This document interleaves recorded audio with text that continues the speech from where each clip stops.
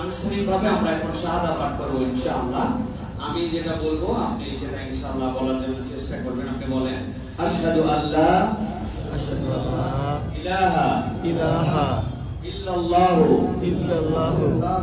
ওয়াহদাহু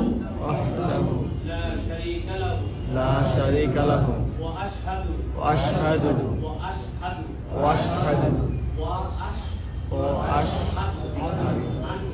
আন্না মুহাম্মাদান আবদুহু ওয়া রাসূলুহু। আমি সাক্ষ্য দিচ্ছি যে আল্লাহ ছাড়া কোনো ইলাহ নাই, মালিক নাই।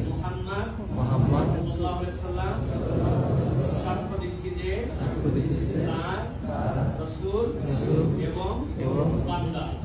আলহামদুলিল্লাহ।